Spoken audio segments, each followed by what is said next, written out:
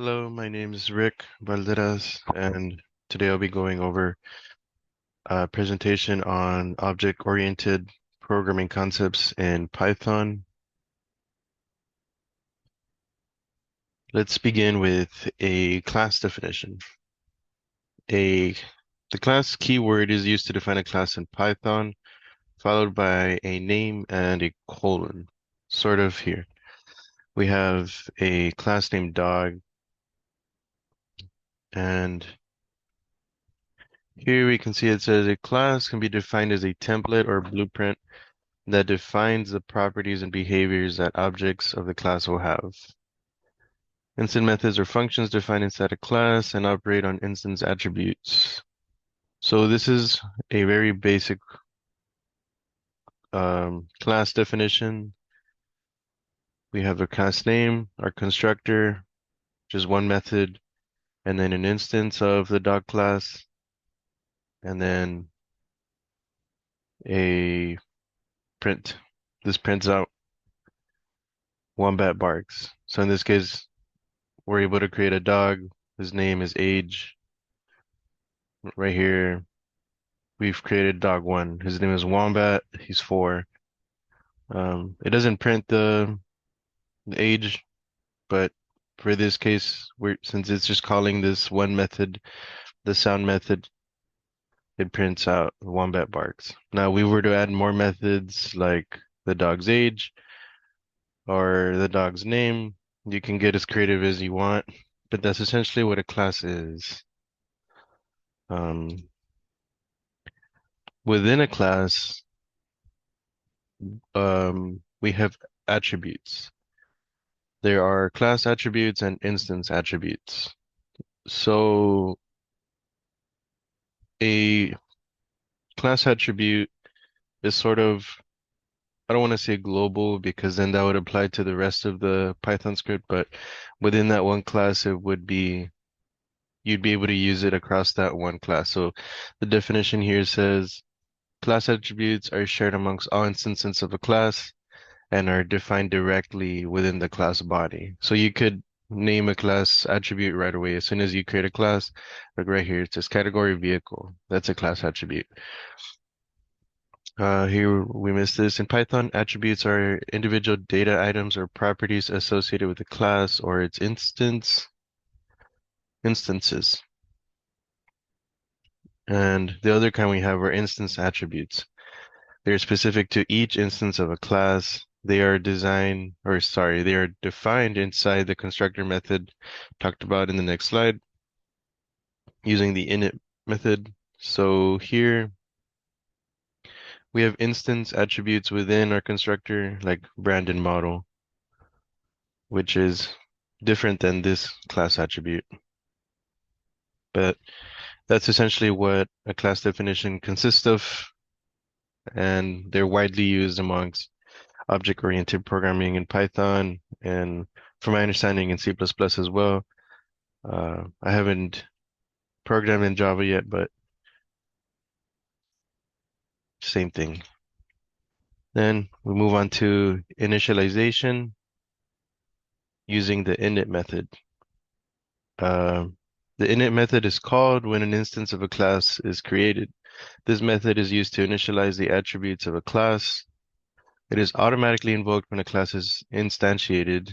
Like here with this class named dog, we instantly use init as our constructor or initializer. Self, as we see here, is used as a reference to the current instance of the class. It is used to access variables that belong to the class. Like here, name and age, we would say self.name equals name, self.age equals age, which are our parameters here. Name and age are parameters passed to the init method in this example. So yes, uh, the init method is extremely useful in object-oriented programming.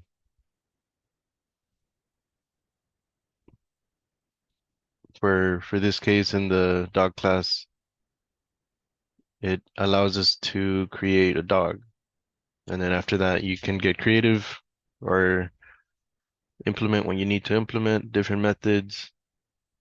For example, this one description, it would say the dog's name and his age. So it would be like Wombat is 4 years old, or in his case, Ramsey is 4, Knight is 1.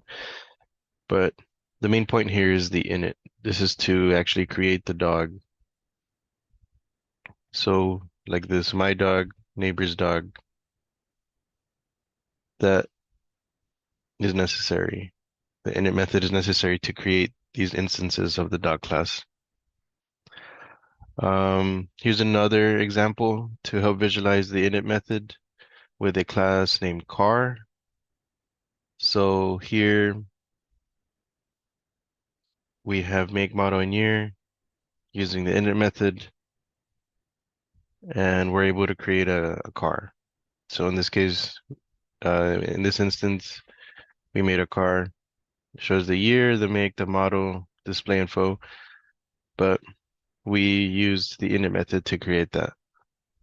And both of these are great examples to display that in different contexts. This is a dog class, this is a car class. So we're creating objects very similar to C++. Then we go into inheritance. Inheritance is also widely used in object-oriented programming. Inheritance allows a class to inherit attributes and methods from another class. The class that inherits is called the child class, and the class being inherited from is called the parent class, or also I've seen it be called the superclass, and I believe the child class can be called a subclass. Inheritance promotes code reuse and can make it easier to create, read, or maintain code, which is very true. Here I made a typo, I put dog, but I meant to say rabbit because animal is our parent class and then rabbit is our child class. And essentially, this class is inheriting the eat method from the parent class. So if we were to print this, it would say this animal is eating. But now to make it more personalized and specific to the rabbit class, we would move on to overriding. As you can see, now the rabbit class or the rabbit method, no, rabbit class, sorry, has its own print and it says this rabbit is eating a carrot as opposed to it saying this animal is eating a carrot. So this is essentially what overriding is, hence the name.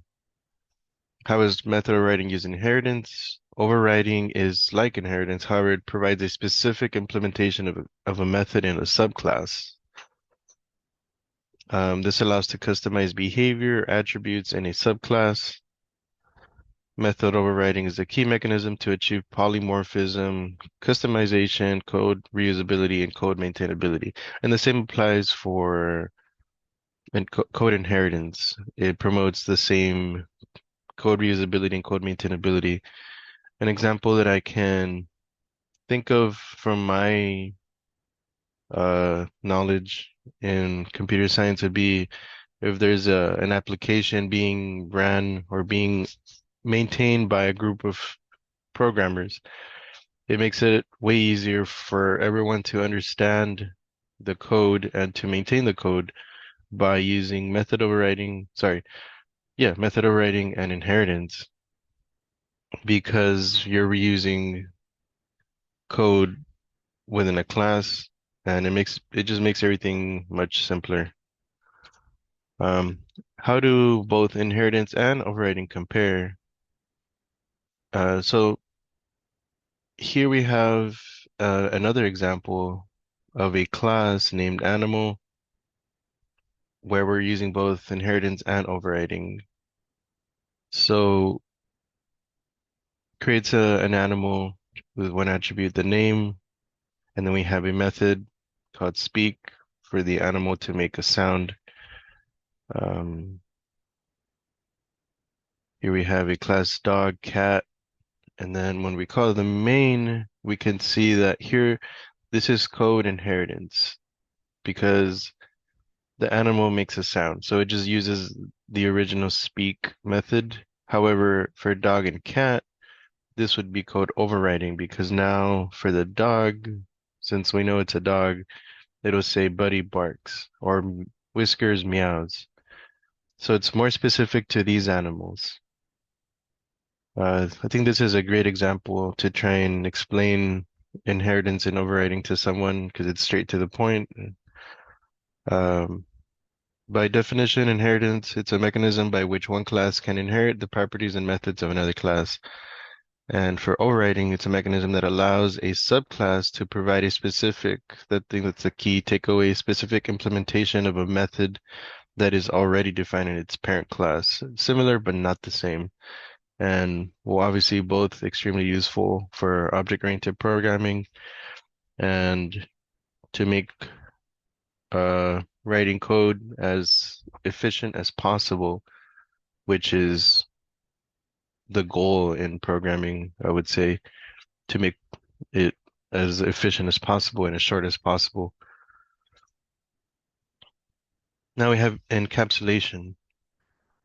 In its basic definition, encapsulation is a fundamental concept in object-oriented programming. It describes the idea of wrapping data and the methods that work on data within one class or one unit. This puts restrictions on accessing variables and methods directly and can prevent accidental modification of data. So basically, it's like it says wrapping together everything, our methods, our variables, attributes, etc., into one class. And I'm assuming the word is used because visually you can imagine everything being encapsulated together in a class. And here we can see an example of it, which again is it's a simple class. It has everything that typically a class will have, like a initializer, some methods, an instance, and then we're calling it to print out what we've created. However, one thing to mention about encapsulation is that we read how it prevents accidental modification from outside code and can also shield internal data from unauthorized access. And we do this by using private attributes. We can create a private attribute by using the double underscore, like this, make model mileage. By using private attributes, users are able to modify the internal representation of an object without affecting the overall code base. So let's say this class was way bigger. Let's say it was used to store way more than just what we see here. And if we were to change something like make, model, or mileage, it would affect the entire class. However, since these are private attributes, you're able to change things around here without affecting the overall code base. So yeah, encapsulation bundles data and methods into a single class, promoting code organization and reusability.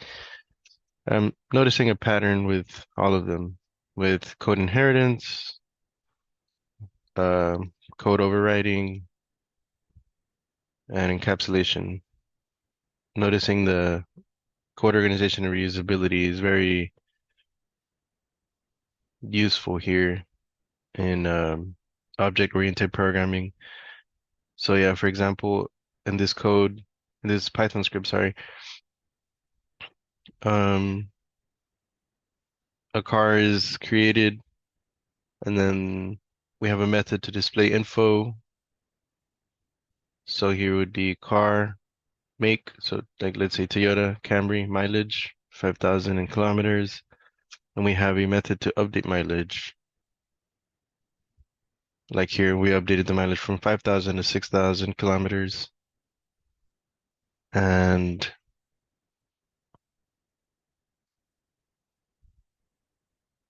um, the private attributes are what I'm trying to display here for encapsulation. But that is the end of my presentation in object-oriented programming. My name's Rick Valderas. Thank you.